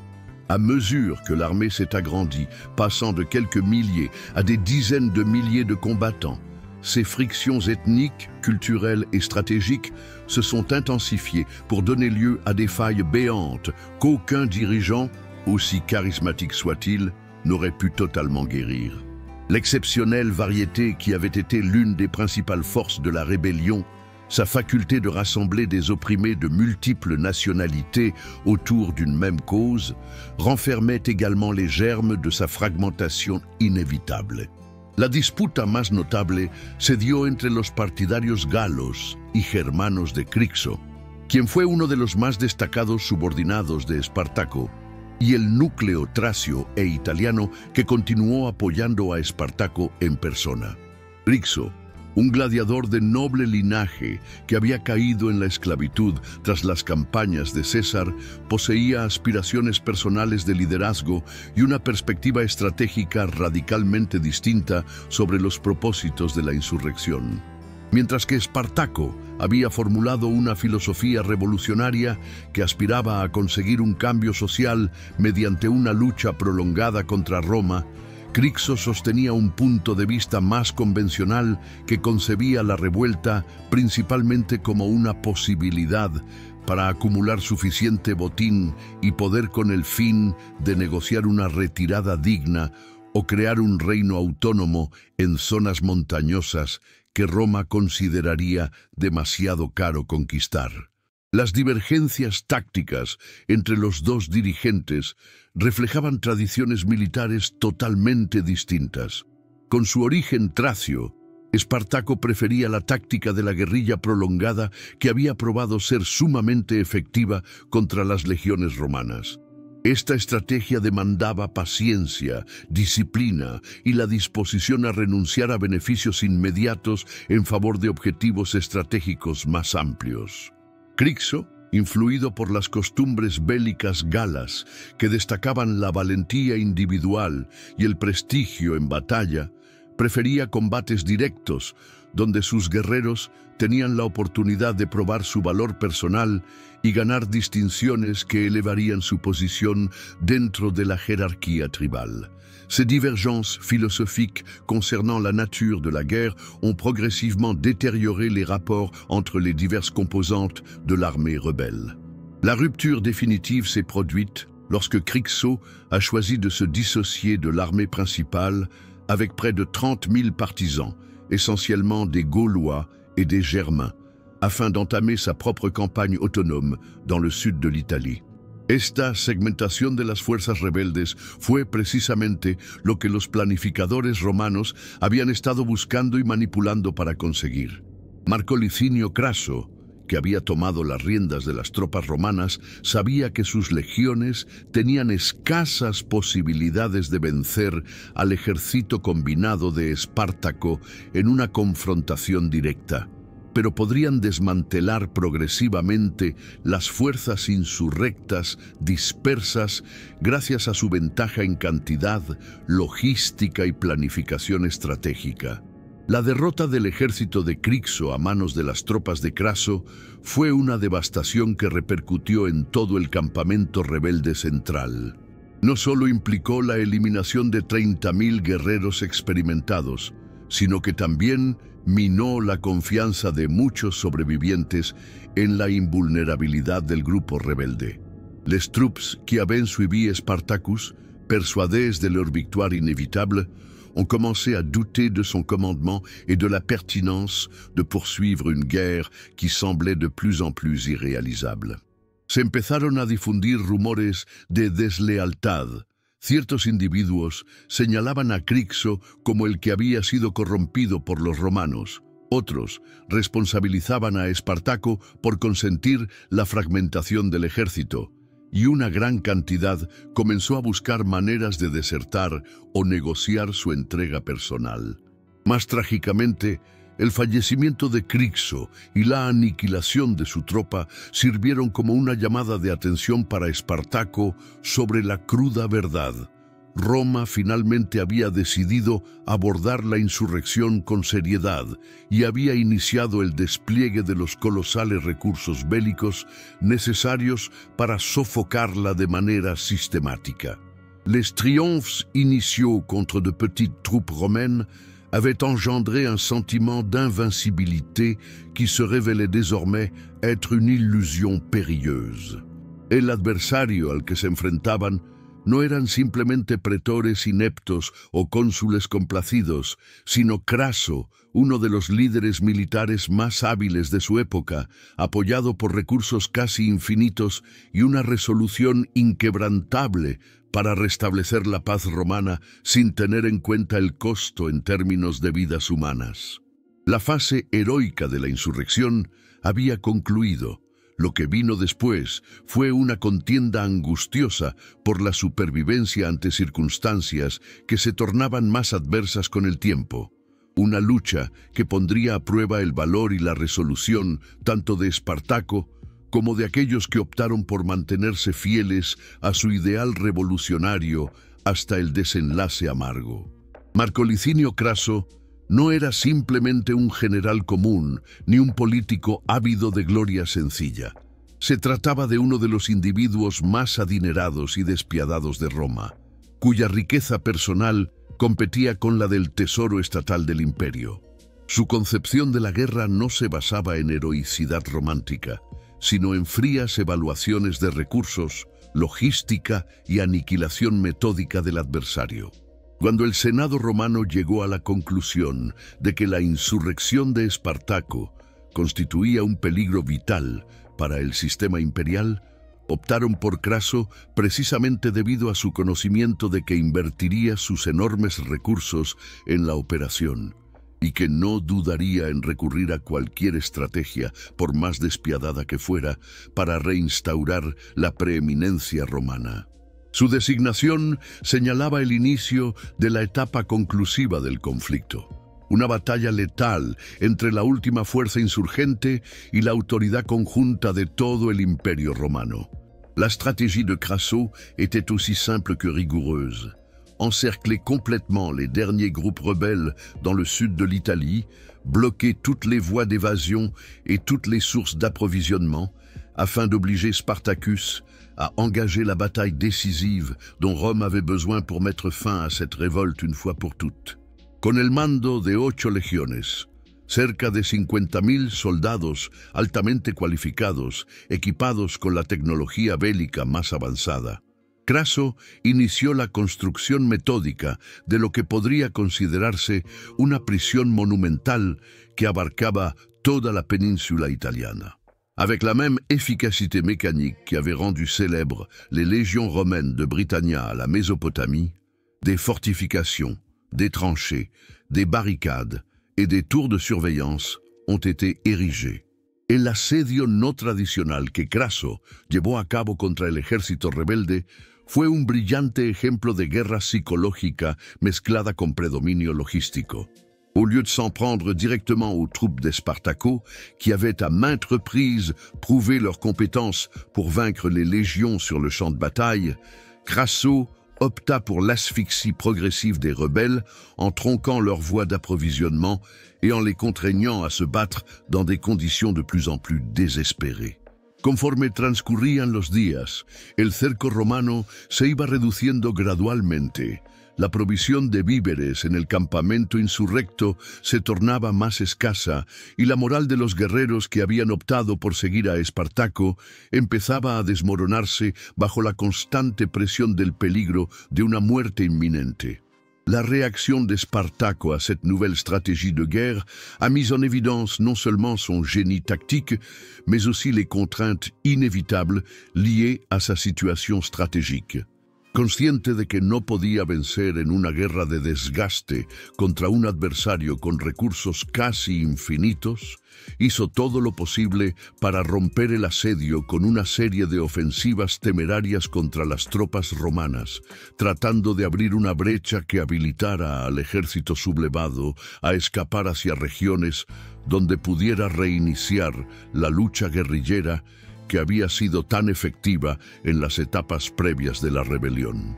Estos asaltos, perpetrados con la saña desesperada de hombres que eran conscientes de que la otra opción era una muerte segura, lograron a veces romper las líneas defensivas romanas, pero nunca lo suficientemente mantenidos como para generar una posibilidad genuina de fuga.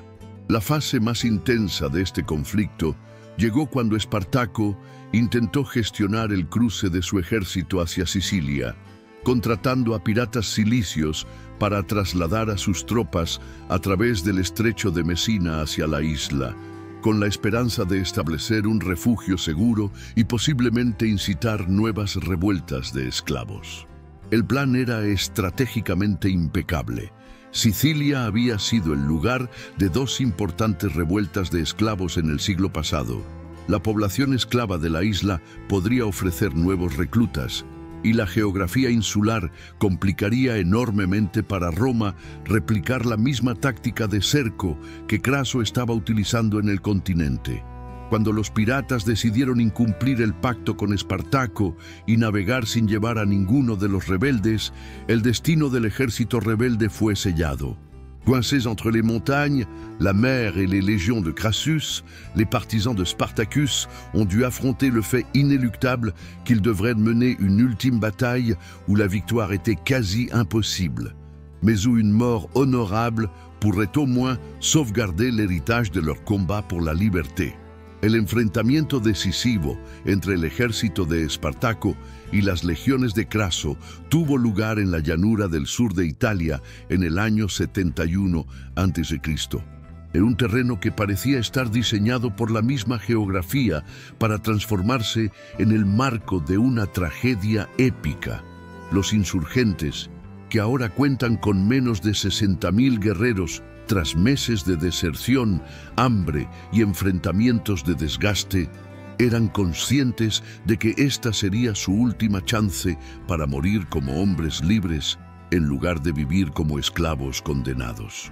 Espartaco, consciente de lo desesperada que era la situación militar, sacrificó su propio caballo antes del combate en un acto simbólico para dejar claro a sus seguidores que combatiría y fallecería junto a ellos como un simple soldado de infantería, no como un general con la posibilidad de huir si el curso de la guerra se tornaba desfavorable. La contienda subsiguiente se transformó en una matanza que evidenció tanto la excepcional valentía de los insurrectos como el considerable beneficio que otorgaba a las legiones romanas la disciplina profesional y la superioridad en número. Los esclavos en revuelta combatieron con la intensidad de hombres que eran conscientes de que su captura significaría tortura y crucifixión. Sin embargo, se enfrentaban a un adversario que había tenido meses para alistarse, que contaba con un armamento superior y que batallaba con la seguridad de soldados que sabían que su triunfo era ineludible. Espartaco, Fiel a su trayectoria como líder de la rebelión, mostró el valor que siempre lo había caracterizado al buscar con determinación un enfrentamiento personal con Craso. Su objetivo era transformar una derrota en el campo de batalla en un triunfo moral, al demostrar que un esclavo podía desafiar y potencialmente eliminar al representante más influyente del poder romano. Néanmoins, la fin de Spartaco lors de la bataille, son corps a été découvert parmi les tas de cadavres romains, preuve qu'il avait combattu jusqu'à la mort, ne marquait que le début de la représaille romaine, pas leur conclusion.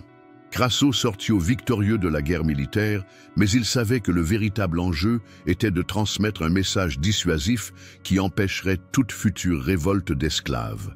La crucifixión en masa ordenada a lo largo de la Vía Appia, la ruta principal entre Capua y Roma, fue diseñada como una exhibición de terror destinada a transmitir la inutilidad total de cualquier oposición al poder imperial. 6.000 prisioneros rebeldes fueron crucificados en un recorrido de más de 160 kilómetros, formando una senda de sufrimiento que cualquier viajante entre las dos principales ciudades del sur de Italia no podría evitar ver a lo largo de sus prolongados trayectos. La organización de esta crucifixión en masa a Miso refleja la eficacia administrativa qui sustendait la brutalité romaine. Equipos especializados de verdugos trabajaron durante semanas para preparar las cruces, fijar a los prisioneros y mantener el espectáculo de muerte prolongada que Craso había ordenado. Il ne s'agissait pas uniquement d'exécution, c'était un théâtre politique destiné à traumatiser tout témoin et ancrer dans la mémoire collective le coût inévitable de défier l'autorité romaine. Los cuerpos fueron abandonados en las cruces durante un periodo de meses, desintegrándose poco a poco bajo el ardiente sol italiano, mientras cuervos y otros animales carroñeros contribuían a la descomposición de los hombres que habían sucumbido a la radical noción de que los seres humanos no deberían ser poseídos por otros seres humanos. Sin embargo, la ironía más profunda de esta ostentación de fuerza romana fue que, lejos de borrar por completo la memoria de Espartaco y su insurrección, las crucifixiones a lo largo de la Vía Appia sin querer erigieron un monumento duradero a la resistencia que había motivado. Todo viajero que utilizaba esa ruta en los meses posteriores no podía evitar notar la prueba tangible de que 6.000 personas optaron por la muerte antes que seguir viviendo en condiciones de esclavitud.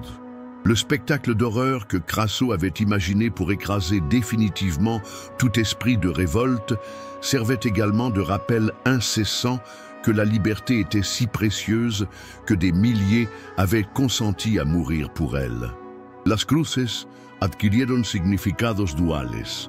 Para ciertos individuos simbolizaban la fuerza inquebrantable de Roma, mientras que para otros, en particular aquellos que seguían padeciendo el peso de la esclavitud, se transformaron en prueba de que era factible resistir y de que incluso en la caída, los subyugados podían obtener una clase de triunfo moral que ninguna potencia militar podría erradicar por completo.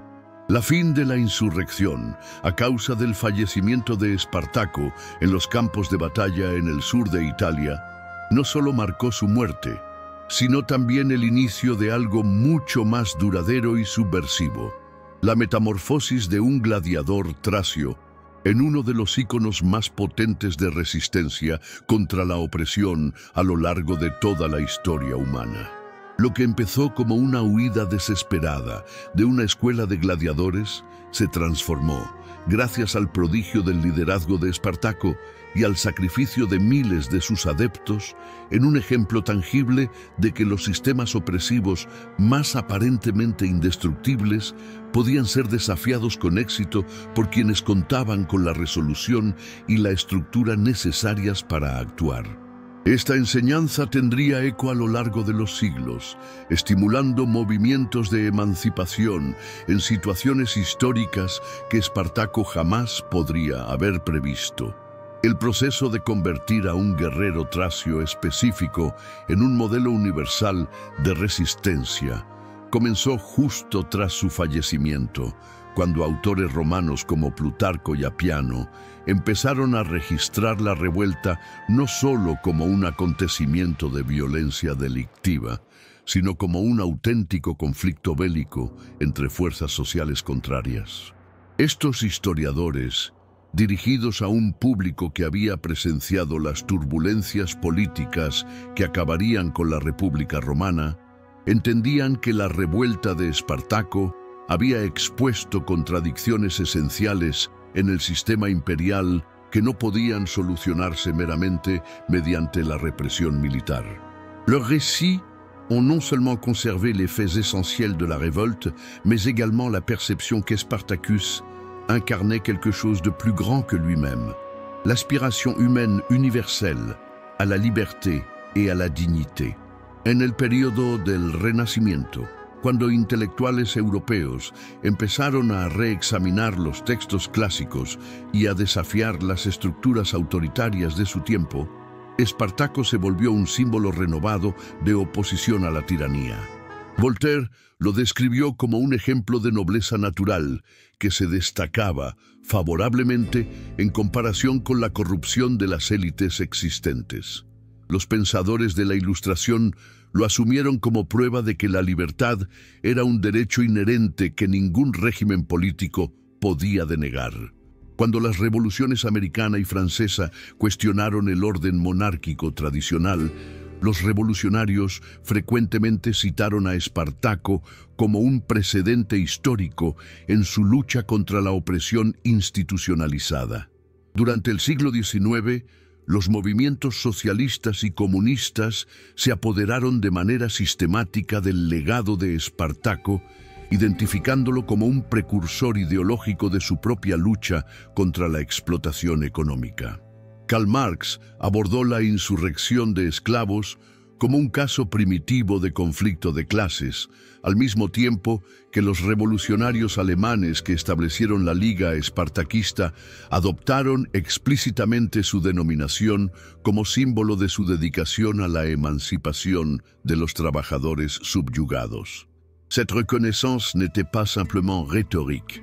Ces actions comprenaient que la révolte de Spartacus avait illustré la faisabilité réelle pour les opprimés de s'organiser efficacement contre leurs oppresseurs, offrant à la fois une inspiration morale et un précédent tactique pour leurs propres actions révolutionnaires. Peut-être que l'héritage d'Espartaco le plus fort est sa capacité à transcender des contextes politiques spécifiques et à s'adresser directement à tout individu ayant vécu de l'oppression ou de l'injustice. Son histoire a inspiré des mouvements de libération anticoloniaux en Afrique et en Asie, a encouragé les défenseurs des droits civiques aux États-Unis et continue de résonner dans toute situation où les gens se battent contre des systèmes qui les considèrent comme moins qu'entièrement humains. Le fait que le nom d'Espartacus conserve son influence plus de 2000 ans plus tard ne se limite pas à sa réussite en tant que chef militaire ou à son défi lancé à Rome, mais aussi parce qu'il représentait l'idée radicale que chaque être humain, indépendamment de sa situation sociale ou légale, détient une dignité intrinsèque qui ne devrait être foulée par aucun système de pouvoir. Dans un monde encore confronté à diverses formes d'oppression économique, raciale, politique et sociale, le guerrier thrace qui a refusé de se soumettre à l'esclavage comme étant son sort reste une mémoire vivante que la liberté n'est pas une faveur à accorder par les puissants, mais un droit à revendiquer et défendre pour ceux qui ont le courage de proclamer, tout comme Spartacus l'a fait il y a plus de 2 millénaires, qu'ils préfèrent mourir en tant qu'êtres humains libres plutôt que vivre en tant que bien d'autrui.